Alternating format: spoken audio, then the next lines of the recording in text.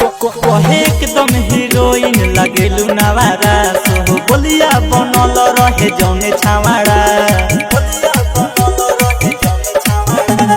एकदम हीरोइन लगेलू नवारा सोहो बोलिया बनल रहे जौने छावाड़ा सब कुछ नसलक भुइया पटकल से धोई के ओढ़नी के गोर गे दीदी देवरा तो गे दीदी देवरा तो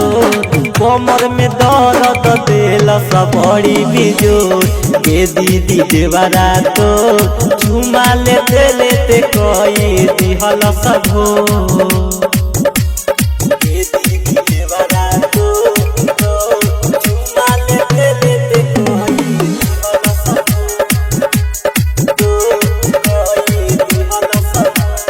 गे दीदी देवरा तो हमारा लागे लह पागला यही से बड़ी डरा ले जीव हमारा भैये के सामने आके हमके कहल से आई लव यू हमारा लागे लह पागला यही से बड़ी डरा ले जीव हमारा भैये के सामने आके हमके कहल से आई लव यू रही अकेले मड़वा में ले गेल बोलाई के घरवा में रही अकेले मड़वा में ले गेल बोलाई के घरवा में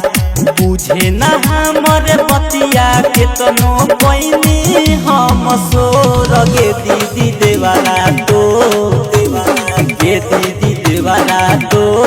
कमर में दर्द देल सब बड़ी बिजोर गे दीदी देवरा तो चुमा लेते लेते कई दिहल सब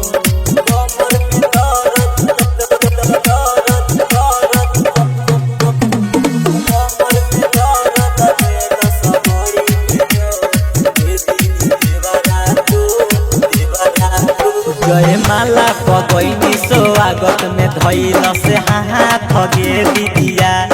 पूछल से नाम तोहर का बा सिलावा हो कि हनी दिया जय माला पगैनी स्वागत में धैल से हाथ गे दीदिया पूछल से नाम तोहर का बा सिलावा हो कि हनी दिया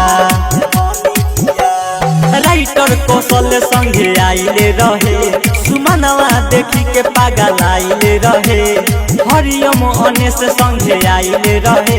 सुमनवा देखी के पागल आइले रहे कोहनी पसंद नहीं खरोवे लागल पकड़ी के गोर गे दीदी देवरा तो गे दीदी देवरा तो कमर में दर्द देल सब बड़ी बिजोर गे दीदी देवरा तो चुमा लेते लेते कई दिहल सब टिग्लो की रिकॉर्डिंग स्टूडियो छावड़ा दानो।